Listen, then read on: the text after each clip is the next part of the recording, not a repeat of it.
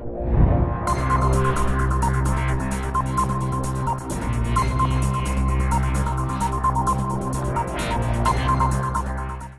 Guys, मैं हूं जाकिर हुसैन और आज मैं आपको इंग्लिश सीखने का सबसे प्रारंभिक टॉपिक पढ़ाने जा रहा हूं। टॉपिक का नाम है ट्रांसलेशन, अनुवाद। हिंदी में दिए गए वाक्यों को अंग्रेजी में ट्रांसलेट करना, अनुवाद करना, जो इंग्लिश सीखने के लिए सबसे महत्वपूर्ण और सबसे पहली बात होती है। हम ये नियम पढ़ेंगे, इसके रूल्स पढ़ेंगे, लेकिन ध्यान में रखना है कि ये रूल्स केवल उन सेंटेंसों पर लागू होगा जो एक्टिव वॉइस में होंगे, जिन्हें हिंदी में कर्तवाच्य कहते हैं। ऐसे वाक्य जिनमें सब्जेक्ट एक्टिव होता है और वाक्य में दी गई किसी क्रिया को करने में समर्थ होता है, वो वाक्य एक्टिव वॉइस में होते हैं। ऐसे हिंदी वाक्यों को अंग्रेजी में ट्रांसलेट करने के लिए हम 3 नियम्स पढ़ेंगे, 3 रूल्स पढ़ेंगे, जिनको 3 पार्ट में मैं आपके लिए पढ़ाऊंगा। आज पहली वीडियो में पहला रूल पढ़ेंगे और पहला रूल होता है पार्ट्स ऑफ सेंटेंस की पहचान करना। जो हिंदी का वाक्य दिया हुआ है उस वाक्य के पार्ट्स, अवयवों की हमें पहचान करनी है। तो दूसरा रूल होता है वाक्य के प्रकार की पहचान करना और तीसरा रूल होता है टेंस की पहचान करना। दूसरा और तीसरा नेक्स्ट वीडियो में, अगली वीडियो में दूसरा और उससे अगली वीडियो में रूल नंबर तीसरा हम पढ़ेंगे। तो पहला रूल की बात करते हैं। कोई वाक्य दिया हुआ है जिसकी हमें अंग्रेजी में अनुवाद करना है। जैसे मान के चलिए वाक्य दिया हुआ है, राजस्थान में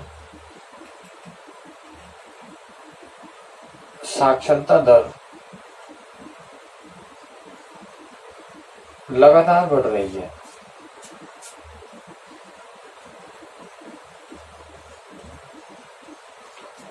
ये एक सेंटेंस दिया हुआ है, राजस्थान में साक्षरता दर लगातार बढ़ रही है। इस वाक्य को हमें अंग्रेजी में अनुवाद करना है, तो हम पहला नियम इस पर लगाएंगे। Rule number 1, parts of sentence की पहचान करना, वाक्य के अवयवों की पहचान करना। देखिए, कुछ बच्चे जो ये सीख चुके हैं उनको लगेगा कि ये बहुत बेसिक बात है, लेकिन जो बच्चे नहीं जानते हैं उनके लिए ये वीडियो बहुत उपयोगी है। और जो बच्चे इसको जानते हैं उनके लिए आगे कुछ कॉम्प्लेक्स रूल्स हम इसमें बताएंगे, जो पार्ट्स में आपको मिलते रहेंगे। तो सेंटेंस कितना ही बड़ा हो, कितना ही जटिल हो, हमें इसी तरीके से शुरुआत करनी है। Rule number 1, parts of sentence की पहचान करना। अब एक वाक्य है, ये वाक्य दिया हुआ है, इसकी हमें इंग्लिश बनानी है। तो हमें पार्ट्स ऑफ सेंटेंस की पहला जो रूल है उनको पहचान करने का, उसको लागू करना होगा। लेकिन लागू करने से पहले हम ये जान लेते हैं कि एक वाक्य में 2 प्रकार के पार्ट्स होते हैं। नंबर 1 मेन पार्ट्स और नंबर 2 अदर पार्ट्स। तो एक वाक्य में मेन पार्ट्स क्या क्या होते हैं, सबसे पहले हम उनकी बात करेंगे। पहला होता है सब्जेक्ट, जिसे आप हिंदी में कर्ता कहते हैं और शुद्ध हिंदी में आप इसे विधेयार्थ कहते हैं। क्या कहते हैं? विधेयार्थ। तो इसकी क्या पहचान होती है सब्जेक्ट की? वाक्य में दी गई वह नाउन या प्रोनाउन एक कर्ता संज्ञा भी हो सकती है और सर्वनाम भी हो सकती है। पहली कंडीशन है सब्जेक्ट के लिए कि वो नाउन हो या प्रोनाउन हो। और दूसरी अगली बात जो हमें ध्यान रखनी है कि एक वाक्य में उस नाउन या प्रोनाउन के बारे में चर्चा की गई हो, उसको परिभाषित किया गया हो, उसके बारे में जानकारी दी गई हो, तो वह नाउन या प्रोनाउन उस वाक्य का सब्जेक्ट होता है। अब ये वाक्य दिया हुआ है, इसको हम इस पर अप्लाई करते हैं, इस पर लागू करते हैं और इसमें सब्जेक्ट को पहचानते हैं। तो हम देखेंगे कि राजस्थान में साक्षरता दर लगातार बढ़ रही है। तो इस सेंटेंस में हम किसकी बात कर रहे हैं? हम यहाँ पे बात कर रहे हैं साक्षरता दर की, हम चर्चा कर रहे हैं साक्षरता दर की। हो सकता है कई विद्यार्थियों को लगे कि सर हम तो यहाँ पे राजस्थान की चर्चा कर रहे हैं, तो कोई प्रॉब्लम नहीं है, ये कंफ्यूजन आपका अभी क्लियर हो जाएगा। मैं तो बता रहा हूँ आपको कि ये सब्जेक्ट है, इसके बारे में चर्चा कर रहे हैं। अगर आपको नहीं लग रहा कि इसके बारे में चर्चा नहीं करके राजस्थान के बारे में चर्चा कर रहे हैं, तो इस डाउट को हम अभी आपको क्लियर कर देंगे। तो पहले मेन पार्ट्स की बात हो गई सब्जेक्ट की। हमने देख लिया कि ये नाउन या प्रोनाउन में से भी है, और ये जो है इसी के बारे में इस वाक्य में चर्चा हो रही है, इसी के बारे में जानकारी दी जा रही है। दूसरा मेन पार्ट होता है मेन वर्ब, मुख्य क्रिया। वे शब्द जिनके द्वारा कुछ करने का, कुछ होने का, स्थान परिवर्तन होने का, रूप परिवर्तन होने का या गति का प्रदर्शन किया जाता है, वो शब्द जो है उस वाक्य की क्रिया होते हैं। इस सेंटेंस में हम देखते हैं तो ये इस वाक्य की क्रिया है, बढ़ रही है। अगर हिंदी की दृष्टि से देखें तो ये मेन वर्ब है और ये हेल्पिंग वर्ब है। हमें कंप्लीट देखना है कि ये वर्ब है, इसमें किसी को कोई डाउट नहीं होगा। ये मेन वर्ब हो गई। अब हम तीसरे मेन पार्ट की बात करते हैं, ऑब्जेक्ट, जिसे हिंदी में आप कर्म कहते हैं और शुद्ध हिंदी में इसे विधेय कहते हैं, विधेय। तो कर्म क्या होता है, ऑब्जेक्ट क्या होता है, तो इसकी हम बात करते हैं ऑब्जेक्ट की, कि ऑब्जेक्ट के लिए भी दो बातें हैं। नंबर एक, वो नाउन या प्रोनाउन में से कोई हो, संज्ञा या सर्वनाम हो। दूसरी बात, जो मुख्य क्रिया है उसका प्रभाव प्रत्यक्ष रूप से या अप्रत्यक्ष रूप से उस नाउन या प्रोनाउन पर पड़ता हो, उसका क्या पड़ना चाहिए, इफेक्ट। चाहे वो डायरेक्टली हो, प्रत्यक्ष रूप से हो, या फिर इनडायरेक्टली अप्रत्यक्ष रूप से हो, तो वो नाउन या प्रोनाउन हमारी कहलाती है ऑब्जेक्ट। तो जिन बच्चों को कंफ्यूजन था कि ये सब्जेक्ट है या ये सब्जेक्ट है, तो वो ऑब्जेक्ट को, इन दोनों में से एक को ऑब्जेक्ट के रूप में अलग कर देंगे। हम देख रहे हैं कि बढ़ रही है, अब ये क्रिया है, तो इसका प्रभाव साक्षरता पर पड़ रहा है या राजस्थान पर पड़ रहा है। साक्षरता बढ़ेगी तो साक्षर लोग राजस्थान में होंगे, तो ये हमारा हो जाएगा ऑब्जेक्ट और ये हो गया सब्जेक्ट। अब हमने तीन जो मेन पार्ट्स हैं वाक्य के उनको पहचान लिया, सब्जेक्ट, वर्ब और ऑब्जेक्ट। तो हमारे पहले रूल का पहला पार्ट जो है वो कंप्लीट हो गया। इनको पहचानने के लिए मैं आपको बहुत सारे उदाहरण बताऊंगा, अभी हम इसकी बात कर लेते हैं। दूसरा, पहले जो रूल है उसका दूसरा भाग है अदर पार्ट्स, अन्य भाग।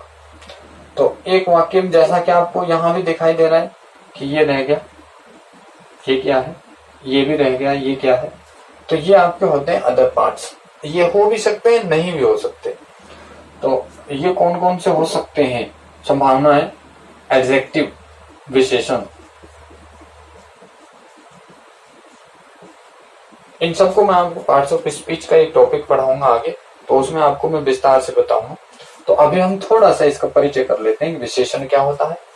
ऐसे शब्द जिनके द्वारा संज्ञा या सर्वनाम की विशेषता बताई जाती है। एक्चुअली विशेषता क्या, उनको परिभाषित किया जाता है, उनके बारे में अतिरिक्त जानकारी दी जाती है, तो वो शब्द होते हैं एडजेक्टिव विशेषण। एडवर्ब, क्रिया विशेषण, जिनके द्वारा क्रिया के बारे में अतिरिक्त जानकारी दी जाती है, उन्हें हम कहते हैं एडवर्ब। क्या कहते हैं, एडवर्ब। अगला होता है प्रपोजिशन, जिन्हें हम हिंदी में संबंधवाचक अवयव भी कहते हैं और पूर्व सर्ग भी कहते हैं। संबंधवाचक अवयव जो संज्ञाओं के बीच में संबंध बताते हैं, उन्हें हम प्रपोजिशन कहते हैं। अगला होता है कंजक्शन, समुच्चय बोधक, हिंदी में कहते हैं, जो दो उपवाक्यों को जोड़ते हैं।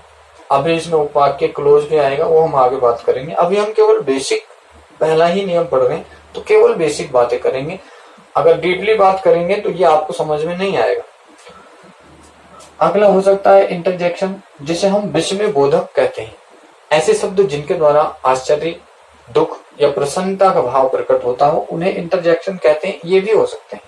अगला होता है डिटर्मिनर्स, जिसमें आपके आर्टिकल्स भी आते हैं, ये भी आपके इसमें हो सकते हैं। तो ये आपका पहला रूल हो गया।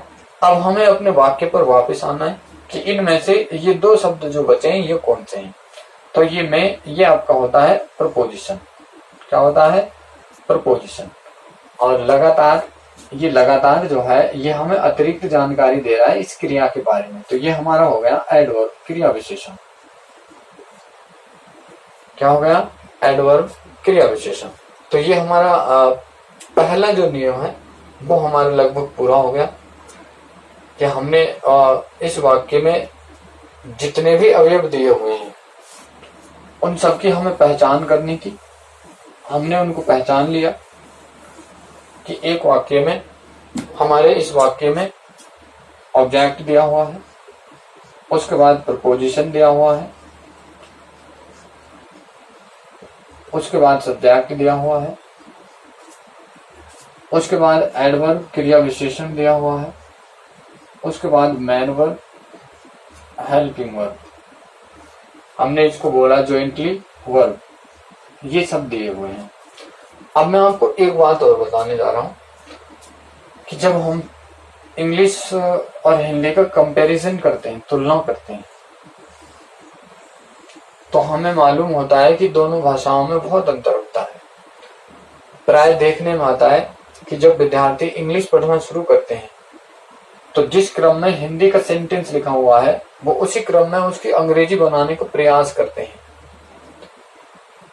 तो उस क्रम में बनाते हैं तो ये सिचुएशन, ये संरचना इस वाक्य की हमारे सामने निकल के आई कि object, preposition, subject, adverb, main verb, helping verb.